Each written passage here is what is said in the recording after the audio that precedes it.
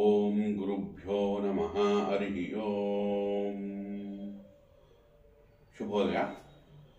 ಸಮಸ್ತ ವೀಕ್ಷಕರಿಗೂ ವಾಸ್ತುಜ್ಯೋತಿ ಕಾರ್ಯಕ್ರಮಕ್ಕೆ ಸ್ವಾಗತ. ನೋಡಿ, ಈಗ ವಾರ ಭವಿಷ್ಯ ಆಗಸ್ಟ್ 16ರಿಂದ 22 ತನಕ ನಮಗೆ ಈಗ ಈ ವಾರದಲ್ಲಿ ಯಾವ್ಯಾವ ಗ್ರಹ ಯಾವ್ಯಾವ ಪರಿಸರದಲ್ಲಿ ಅಂತ ತಿಳ್ಕೊಳ್ಳೋಣ. ಮೊದಲನೇದಾಗಿ ಕುಜ ಅಂದರೆ ಮಂಗಳನು ಮಿಥುನ ರಾಶಿಯಲ್ಲಿ ಸಂಚಾರ. ಅದೇ ಥರ ಗುರು ಮತ್ತು ಬುಧ ಕರ್ಕ ರಾಶಿಯಲ್ಲಿ ಯುತಿಯಾಗಿದೆ. ಸೊ ಕರ್ಕ ರಾಶಿಯಲ್ಲಿ ಗುರು ಉಚ್ಚ ಸ್ಥಾನದಲ್ಲಿ ಸಂಚಾರ, ಹಾಗೆ ಆತ್ಮಕಾರಕನಾದ ಸೂರ್ಯ ಜ್ಞಾನಕಾರಕನಾದ ಕೇತುವಿನೊಂದಿಗೆ ಸ್ವಸ್ಥಾನದ ಸಿಂಹ ರಾಶಿಯಲ್ಲಿ ಸೂರ್ಯ ಸಂಚಾರ. ನಂತರ ಶುಕ್ರ ಕನ್ಯಾ ರಾಶಿಯಲ್ಲಿಯೂ, ಹಾಗೆ ಚಂದ್ರ ತುಲಾ ಮತ್ತು ವೃಶ್ಚಿಕ ರಾಶಿಯಲ್ಲಿ ಸಂಚಾರ ಮಾಡ್ತಿದೆ. ಹಾಗೆ ನೋಡಿ, ರಾಹು ಕುಂಭ ರಾಶಿಯಲ್ಲಿಯೂ ಮತ್ತು ಶನೈಶ್ಚರನು ಮೀನ ರಾಶಿಯಲ್ಲಿ ಸಂಚಾರ ಮಾಡ್ತಾ ಇರೋದು ಈ ವಾರದ ವಿಶೇಷತೆ. ಈ ವಾರದಲ್ಲಿ ಮೊದಲನೇದಾಗಿ ನಾಗರ ಪಂಚಮಿ ಆಗಸ್ಟ್ 17ನೇ ತಾರೀಕು, ಶ್ರಾವಣ ಮಾಸದ ಶುಕ್ಲ ಪಕ್ಷದ ಪಂಚಮಿ ಬರ್ತಾ ಇದೆ. ಸೊ ವಿಶೇಷವಾಗಿ ಅದರಲ್ಲೂ ಹೆಣ್ಣು ಮಕ್ಕಳು ತವ್ರ ಮನೆ ಚೆನ್ನಾಗಿರಲಿ, ಅಣ್ಣ ಬೆನ್ನಲ್ಲಿ ಬಿದ್ದವರು ಸುಖವಾಗಿ ಸಂತೋಷವಾಗಿರಲಿ ಅನ್ನೋ ಆಚರಣೆ ಒಂದು ವಿಶೇಷತೆ ಇದರಲ್ಲಿ. ಈಗ ಮುಂದೆ ಬರುವ ದಿನಗಳಲ್ಲಿ ರಾಖಿ ಮಾಡ್ತಾರೆ, ಆವಾಗ ಅಣ್ಣ ತಮ್ಮಂದ್ರು ತಂಗಿಯರ ಅಕ್ಕಂಗಿರು ಚೆನ್ನಾಗಿರಲಿ ಅಂತ ಕೇಳ್ಕೊಳೋದು, ಅವರ ರಕ್ಷಣೆಗೋಸ್ಕರ ಅದೊಂದು ಬರುವಂತಹ ಹಬ್ಬ. ನಾಗರ ಪಂಚಮಿನ ವಿಶೇಷವಾಗಿ ಆಚರಣೆ ಮಾಡಿ ಹಬ್ಬಗಳೇ ಪರಿಹಾರ. ನೋಡಿ, ಇಲ್ಲಿ ನಾಗರ ಪಂಚಮಿಯಲ್ಲಿ ವಿಶೇಷ ಏನಂದ್ರೆ, ಈಗ ಚಿತ್ತಾ ನಕ್ಷತ್ರ ಬಿದ್ದಿದೆ, ಸೋಮವಾರ ಬಿದ್ದಿದೆ. ಸೊ ಈ ವಿಶೇಷದಲ್ಲಿ ಏನು, ಕುಜಿನ ನಕ್ಷತ್ರ ಆಗಿರೋದ್ರಿಂದ ಅಣ್ಣ ತಮ್ಮಂದಿಗೆ ಭ್ರಾತೃಕಾರಕ ಕುಜ. ಸೊ ನಿಮ್ಮ ಅಣ್ಣ ತಮ್ಮಂದರಿಗೆ ಕರೆದು ಉಪಹಾರಗಳನ್ನ ಕೊಟ್ಟು ಬೆಂತೊಡೆದು ಅವರಿಗೆ ಸಿಹಿ ತಿಂಡಿಗಳು ಉಪಹಾರ ಕೊಡೋದ್ರಿಂದ ಬಾಂಧವ್ಯಗಳು ಚೆನ್ನಾಗಿರುತ್ತೆ, ನಿಮ್ಮ ಮ್ಯಾರಿಡ್ ಲೈಫ್ ಚೆನ್ನಾಗಿರುತ್ತೆ. ಇವ ನೋಡಿ, ಮಂಗಳ ಕಾರಕ ಏನಕ್ಕೆ, ನಿಮ್ಮ ಮ್ಯಾರಿಡ್ ಅಂದರೆ ವೈವಾಹಿಕ ಜೀವನಕ್ಕೆ. ಸೊ ಹಾಗಾಗಿ ಆ ವೈವಾಹಿಕ ಜೀವನನೂ ಚೆನ್ನಾಗಿರ್ಬೇಕು ಅಂದರೆ ಅಣ್ಣ ತಮ್ಮಂದ್ರಿಗೆ ಉಪಹಾರ ಕೊಡೋದ್ರಿಂದ ಕುಜನ ತೃಪ್ತಿ ಆಗುತ್ತೆ, ಕುಜನದ ಪರಿಹಾರ ಆಗುತ್ತೆ. ಸೊ ಅದಕ್ಕೆ ಹೇಳೋದು, ಹಬ್ಬಗಳನ್ನ ನಾವು ಆಚರಣೆ ಮಾಡೋದು ಎರಡು, ಒಂದು ಸಾಮಾಜಿಕ, ಒಂದು ಇಂದ ಸೈಂಟಿಫಿಕ್ ಅಪ್ರೋಚು. ವೈಜ್ಞಾನಿಕ ಸಾಮಾಜಿಕ ಎರಡೂ ಸೇರಿ ನಾವು ಹಬ್ಬಗಳನ್ನ ಡಿಸೈನ್ ಮಾಡಿರ್ತಾರೆ. ನಿಮ್ಮ ಹಿರಿಯರೇ ಈ ಥರ ಯೋಚನೆ ಮಾಡಿ ಈ ಥರ ಡಿಸೈನ್ ಮಾಡಿರ್ತಾರೆ. ಒಂದು ಪ್ರಕೃತಿಗೆ ಅನುಗುಣವಾಗಿರ್ಬೇಕು. ಪ್ರಕೃತಿಗೆ ನೀವೇನು ವಾಪಸ್ ಕೊಡ್ತೀರಾ, ಸಂಬಂಧಗಳಿಗೆ ನೀವು ವಾಪಸ್ ಏನು ಕೊಡ್ತೀರಾ. ಸೊ ನೀವು ಸಂಬಂಧಗಳನ್ನ ಗಟ್ಟಿ ಮಾಡಿಕೊಂಡ್ರೆ ನಾಳೆ ನಿಮ್ಮ ಕಾಲಕ್ಕೆ ಅವರು ಆಗ್ತಾರೆ. ಸೊ ಹಾಗಾಗಿ ಪ್ರತಿ ಹಬ್ಬಗಳು ನಮ್ಮ ಬಾಂಧವ್ಯಗಳು ಮತ್ತು ಪ್ರಕೃತಿನ ಚೆನ್ನಾಗಿಟ್ಕೊಳ್ಳೋಕ್ಕೋಸ್ಕರನೇ ಈ ಹಬ್ಬಗಳ ಆಚರಣೆ ವಿಶೇಷವಾಗಿರೋದು. ಈಗ ನೋಡಿ, ನಾಗರ ಪಂಚಮಿ ಆಯಿತು, ನಂತರ ಶ್ರಾವಣ ಮಾಸದ ಶುಕ್ಲ ಪಕ್ಷ ಹುಣ್ಣಿಮೆಗೂ ಮುಂಚೆ ಬರುವಂಥ ಶುಕ್ರವಾರ ಬರುತ್ತೆ. ಸೊ 21 ವಿಶೇಷವಾಗಿ ವರಮಹಾಲಕ್ಷ್ಮಿ ಹಬ್ಬ. ಸೊ ಅಕ್ಕಪಕ್ಕ ಮುತ್ತೈದರನ್ನೆಲ್ಲ ಕರೆದು ಅವ್ರಿಗೆ ಉಪಹಾರ ಬಾಗಿನಗಳನ್ನು ಕೊಡೋದು. ಸೊ ಈಗ ಅದರಿಂದ ನೀವು ನೈಬರ್ನ ಚೆನ್ನಾಗಿಟ್ಕೋಬೋದು. ಅಂದರೆ ಅಕ್ಕಪಕ್ಕದ ನೆರೆಹೊರೆಯವ್ರನ್ನ ಎಷ್ಟು ಚೆನ್ನಾಗಿಟ್ಕೋತೀರೋ ಅಷ್ಟು ಸುಖ ಶಾಂತಿಗಳು ಮನೆಯಲ್ಲಿ ನಿಲ್ಲಿಸುತ್ತೆ. ನೋಡಿ, ಹೆಣ್ಣು ಮಕ್ಕಳು ಪ್ರತೀಕ ಶುಕ್ರಿಗೆ. ಶುಕ್ರ ಮನೆಗೆ ಕಾರಕ, ವಾಹನಕ್ಕೆ ಕಾರಕ, ಸಮೃದ್ಧಿಗೆ ಕಾರಕ. ಸೊ ನಿಮ್ಗೀಗ ಮನೆಯಲ್ಲಿ ವಾಸ್ತು ಪುರುಷ ನೆಮ್ಮದಿಯಾಗಿರ್ಬೇಕು, ಅಂದರೆ ವಾಸ್ತು ಚೆನ್ನಾಗಿರ್ಬೇಕು, ಮನೆಯಲ್ಲಿ ನೆಮ್ಮದಿಯ ವಾತಾವರಣ ಸೃಷ್ಟಿ ಮಾಡೋದು ಎನರ್ಜಿ ಎಕ್ಸ್ಚೇಂಜ್ ಅಂತೀವಿ.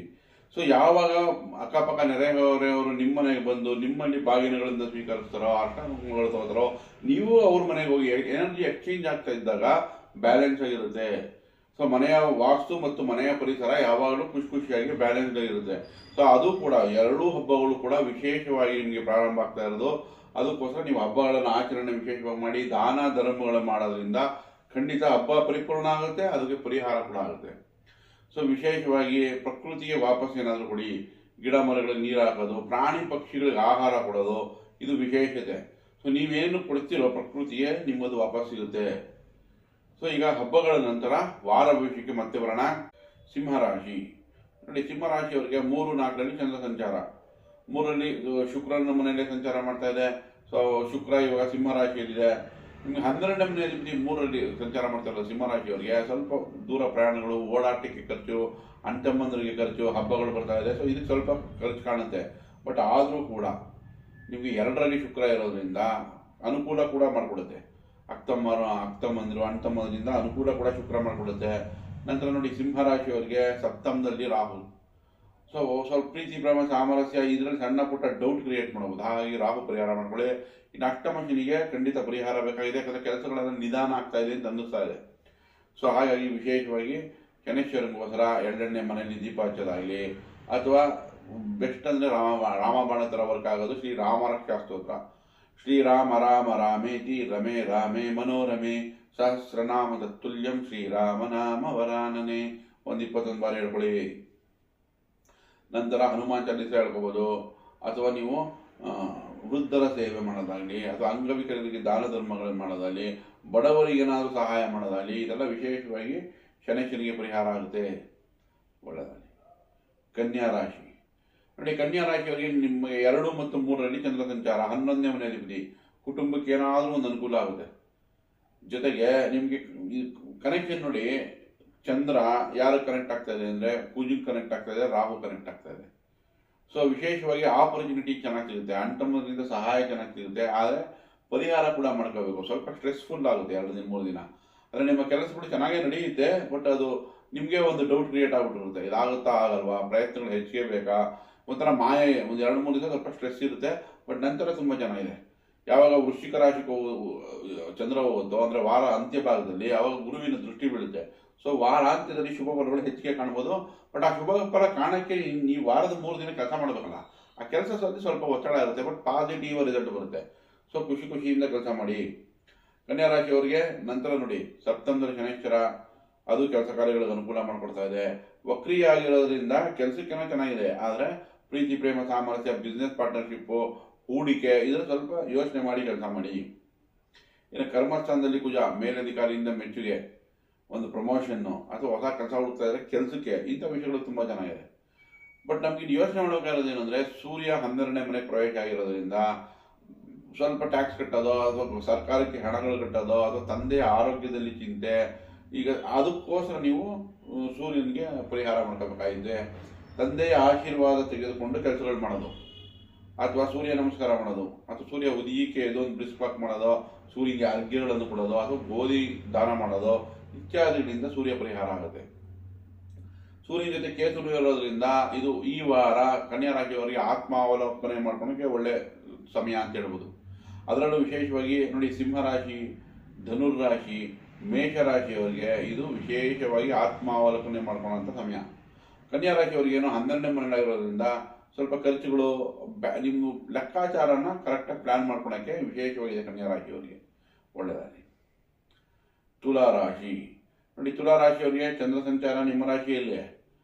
ಸೊ ಹಾಗಾಗಿ ಉತ್ಸಾಹ ಉಲ್ಲಾಸ ಚೆನ್ನಾಗೇ ಇರುತ್ತೆ. ಕರ್ಮಾಧಿಪತಿ ಕೂಡ ಆಗುತ್ತೆ. ಕರ್ಮಸ್ಥಾನದಲ್ಲಿ ಗುರು ಮತ್ತು ಬುಧ ಇದೆ. ಸೊ ವ್ಯಾಪಾರ ವ್ಯವಹಾರ ಇತ್ಯಾದಿಗಳು ತುಂಬ ಚೆನ್ನಾಗಿದೆ ಕೆಲಸ ಕಾರ್ಯಗಳಿಗೆ. ಇನ್ನು ಭಾಗ್ಯದಲ್ಲಿ ಕುಜ ಇದೆ, ಅಣ್ತಮ್ಮನಿಂದ ಸಹಾಯನೂ ಸಿಗುತ್ತೆ. ಕುಜಾದಿ 2ನೇ ಮನೆ ಅಧಿಪತಿ ಭಾಗ್ಯದಲ್ಲಿರೋದ್ರಿಂದ ಕುಟುಂಬದಲ್ಲಿರೋ ಅಣ್ತಮ್ಮನಿಗೂ ಸಹಾಯ ಆಗುತ್ತೆ, ಗಂಡನ ಅಭಿವೃದ್ಧಿನೂ ಆಗುತ್ತೆ. ತುಲಾರಾಶಿಯವರಿಗೆ ಇವ್ರಿಗೆ ಪರಿಹಾರ ಅಂತ ಬೇಕು ಅಂದರೆ ಬೇಕಾಗಿರೋದು ಪಂಚಮದಲ್ಲಿ ರಾಹುಗೆ ಇಂಡೈಜೆಷನ್ ಆಗೋದು, ಹೊಟ್ಟೆ ಕೆಡೋದು, ಇಂಥ ವಿಷಯಗಳಿಗೋಸ್ಕರ ವಿಶೇಷವಾಗಿ ರಾಹು ಆರಾಧನೆ ಮಾಡಬೇಕು. ವರಮಹಾಲಕ್ಷ್ಮಿ ವಿಶೇಷವಾಗಿ ಆಚರಣೆ ಮಾಡೋದ್ರಿಂದ ರಾಹು ಪರಿಹಾರ ಆಗುತ್ತೆ. ಸ್ನೇಹಿತರಿಗೆ ಈ ವಾರದಲ್ಲಿ ಯಾವತ್ತಾನ ಒಂದು ದಿವಸ ಉದ್ದಿನ ವಡೆಯನ್ನು ಕೊಡಿ, ಅದು ಕೂಡ ರಾಹುಗೆ ಪರಿಹಾರ. ದುರ್ಗಾ ಅಷ್ಟೋತ್ತರ ಹೇಳ್ಕೊಳ್ಳಿ, ಅದು ಕೂಡ ರಾಹುಗೆ ಪರಿಹಾರ ಆಗುತ್ತೆ. 12ನೇ ಮನೆ ಶುಕ್ರ ಇದ್ರೆ ಐಷಾರಾಮಿ ವಸ್ತು ಖರೀದಿ. ನಿಮ್ಗೆ ಅಷ್ಟಮಾಧಿಪತಿಯಾಗಿ 12ರಲ್ಲಿದ್ದರೆ ಸ್ವಲ್ಪ ಹಾರ್ಮೋನಲ್ ಪ್ರಾಬ್ಲಮ್ಮು, ಏನಾನ ಒಂದು ಹೆಲ್ತ್ ಇಶ್ಯೂಸ್ ಕಾಣಿಸ್ಬೋದು ಸಣ್ಣ ಪುಟ್ಟ. ಸೊ ಹಾಗಾಗಿ ಶುಕ್ರನಿಗೆ ಪರಿಹಾರ ಮಾಡ್ಕೊಳ್ಳಿ. ವರಮಹಾಲಕ್ಷ್ಮಿ ವಿಶೇಷವಾಗಿ ಆಚರಿಸೋದ್ರಿಂದ ಶುಕ್ರ ಪರಿಹಾರ ಆಗುತ್ತೆ. ಅಲಂಕಾರಿಕ ವಸ್ತುಗಳು ಅಥವಾ ಬಾಗಿನವನ್ನು ಮುತ್ತೈದರಿಗೆ ಹೆಣ್ಣು ಮಕ್ಕಳು ಕೊಡೋದ್ರಿಂದ ಖಂಡಿತ ನಿಮಗೆ ಶುಕ್ರ ಪರಿಹಾರ ಆಗುತ್ತೆ. ಒಳ್ಳೆಯದಾಗಿ. ವೃಶ್ಚಿಕ ರಾಶಿ ನೋಡಿ, ವೃಶ್ಚಿಕ ರಾಶಿಯವರಿಗೆ ಭಾಗ್ಯದಲ್ಲಿ ಗುರು ಇದೆ, ಬಟ್ ಚಂದ್ರ 12, ಭಾಗ್ಯಾಧಿಪತಿ 12ರಲ್ಲಿದ್ದರೆ ದೂರ ಪ್ರಯಾಣಗಳ ಅನುಕೂಲ ಮಾಡಿಕೊಡುತ್ತೆ. ಟ್ರಾವೆಲಿಂಗ್ ಏನೋ ಚೆನ್ನಾಗಿದೆ, ಬಟ್ ಖರ್ಚು ಹಾಗೆ ಹೆಚ್ಚಾಗಿ ತೋರಿಸುತ್ತೆ. ಬಟ್ ಹಣಕಾಸು ಬರುತ್ತೆ ಹಂಗೆ, ಯಾಕಂದರೆ 11ನೇ ಮನೆಯಲ್ಲಿ ಶುಕ್ರ. ಸಪ್ತಮಾಧಿಪತಿ 11ರಲ್ಲಿದ್ದರೆ ವ್ಯಾಪಾರ ವ್ಯವಹಾರ ಇಂಥದ್ರಲ್ಲಿ ಲಾಭಗಳು ಹೆಚ್ಚಿಗೆ ನಿರೀಕ್ಷಿಸ್ಬೋದು. ನಿಮಗೆ ಬೇಕಾಗಿರೋ ಪರಿಹಾರ ರಾಷ್ಟ್ರಾದೀಪ 6ನೇ ಮನೆ ಅಧಿಪತಿ 8ರಲ್ಲಿದೆ. ಸೊ ಕೆಲಸ ಕಾರ್ಯಗಳಲ್ಲಿ ಒತ್ತಡ, ಬಟ್ ಇನ್ಕಮ್ ಏನೋ ಜನರೇಟ್ ಆಗುತ್ತೆ, ಬಿಲ್ ಏನೋ ಬರುತ್ತೆ, ಬಟ್ ಒತ್ತಡಗಳು ಹಂಗೆ ಇರುತ್ತೆ. ಆರೋಗ್ಯದಲ್ಲಿ ಎಚ್ಚರಿಕೆ ವಹಿಸಬೇಕು, BP ವೇರಿಯೇಷನ್ ಆಗೋ ಚಾನ್ಸಸ್ ಇರುತ್ತೆ. ಹಾಗಾಗಿ ಖುಷಿ ಶಾಂತಿ ಅಗತ್ಯ. ಓಂ ಸುಬ್ರಹ್ಮಣ್ಯಾಯ ನಮಃ, ಓಂ ಗುಹಾಯ ನಮಃ, ಷಣ್ಮುಖಾಯ ನಮಃ, ಕಾರ್ತಿಕೇಯಾಯ ನಮಃ ಅಷ್ಟೊತ್ತು ಹೇಳ್ಕೊಳ್ಳಿ. ಇಲ್ಲ ಅಣ್ತಮ್ಮಂದ್ರಿಗೆ ನಿಮ್ಮ ಕೈಯಲ್ಲಾಗಿ ಸಹಾಯ ಮಾಡಿ. ನಾಗರ ಪಂಚಮಿನ ವಿಶೇಷವಾಗಿ ಆಚರಿಸಿ ಕುಜ ಪರಿಹಾರ ಆಗುತ್ತೆ. ಸೊ ನಿಮ್ಗೀಗ 4ನೇ ಮನೆಯಲ್ಲಿ ರಾಹು, ಸೊ ತಾಯಿ ಆರೋಗ್ಯದಲ್ಲಿ ಚಿಂತೆ, ನಿಮಗೆ ಮಾನಸಿಕವಾಗಿ ಫರ್ಟೈಲ್ ಅಂದರೆ ಮಾನಸಿಕವಾಗಿ ಫ್ಲಕ್ಚುಯೇಷನ್ಸ್ ಜಾಸ್ತಿ ಇರುತ್ತೆ, ಒಂಥರ ನೆಮ್ಮದಿ ಕಡಿಮೆ ಆಗ್ಬಿಡುತ್ತೆ. ಸೊ ಹಾಗಾಗಿ ರಾಹುಗೆ ಪರಿಹಾರ ಮಾಡ್ಕೊಳ್ಳಿ. ಇನ್ನು ಪಂಚಮದಲ್ಲಿ ಶನೈಶ್ವರನಿದ್ರೆ ನೋಡಿ, ಪಂಚಮದಲ್ಲಿ ಶನೈಶ್ವರ ಇದ್ರೆ ದೃಷ್ಟಿ ಏನಾಗ್ತಿದೆ, ಸಪ್ತಮದ ಮೇಲೆ ಬೀಳುತ್ತೆ. ಇಲ್ಲ ಕುಟುಂಬ ಸ್ಥಾನದ ಮೇಲೆ ಬೀಳುತ್ತೆ. 10ನೇ ಮನೆ ದೃಷ್ಟಿ ಕುಟುಂಬ ಸ್ಥಾನ, ಇಲ್ಲ ಅಂದರೆ ಸಪ್ತಮ. ಸೊ ಹಾಗಾಗಿ ಪಂಚಮ ಶನಿ ಏನು ಮಾಡುತ್ತೆ, ವ್ಯಾಪಾರ ವ್ಯವಹಾರ ಗಂಡ ಹೆಂಡತಿ ಈ ವಿಷಯದಲ್ಲಿ ನಿಧಾನ ಮಾಡಿಬಿಡುತ್ತೆ, ಇಲ್ಲ ಕುಟುಂಬದಲ್ಲಿ ಹಣಕಾಸು ಬರೋ ನಿಧಾನ ಮಾಡುತ್ತೆ. ಹಾಗಾಗಿ ಇಲ್ಲಿ ವಿಶೇಷವಾಗಿ ಶನೈಶ್ವರನ ಪರಿಹಾರ ಮಾಡ್ಕೊಳ್ಳಿ. ಮಕ್ಕಳು ಹೇಳಿದ ಮಾತು ಕೇಳಲ್ಲ, ಹೊಟ್ಟೆ ಇನ್ಫೆಕ್ಷನ್ಗಳು. ಸೊ ಹಾಗಾಗಿ ಶನೈಶ್ವರಂಗೆ ಆರಾಧನೆ ಮಾಡ್ಕೊಳ್ಳಿ. ಶನೈಶ್ವರಂಗೋಸ್ಕರ ನೀಲಾಂಜನ ಸಮಾಭಾಸಂ ರವಿಪುತ್ರಮಾಗ್ರಜಂ ಛಾಯಾ ಮಾರ್ತಾಂಡ ಸಂಭೂತಂ ತಂ ನಮಾಮಿ ಶನೈಶ್ವರಂ 21 ಬಾರಿ ಹೇಳ್ಕೊಳೋದ್ರಿಂದ ಖಂಡಿತ ಶನೈಶ್ವರಂದು ಪರಿಹಾರ ಆಗುತ್ತೆ. ಹಾಗೆ ವೃಶ್ಚಿಕ ರಾಶಿಯವರಿಗೆ ಭಾಗ್ಯದಲ್ಲಿ ಗುರು ಇದ್ದು ನಿಮ್ಮ ರಾಶಿ ಮೇಲೆ ದೃಷ್ಟಿ ಬೀಳ್ತಾ ಇರೋದು ವಿಶೇಷತೆ. ಶುಭ ಕಾರ್ಯಗಳಿಗೆ ಅನುಕೂಲ, ವಧುವರ ಅನ್ವೇಷಣೆಗೆ ಅನುಕೂಲ. ಸೊ ನಿಮಗೆ ಗುರು ಬಲವಾಗಿರೋದ್ರಿಂದ ಚಿಂತೆ ಮಾಡೋಂಥ ಅವಶ್ಯಕತೆ ಇಲ್ಲ, ಒಳ್ಳೆಯದಾಗಲಿ. ದಯವಿಟ್ಟು ಈ ವಿಡಿಯೋ ಇಷ್ಟ ಆಗಿದ್ದಲ್ಲಿ ಲೈಕ್ ಮಾಡಿ, ಶೇರ್ ಮಾಡಿ, ಸಬ್ಸ್ಕ್ರೈಬ್ ಮಾಡಿ. ಧನ್ಯವಾದ.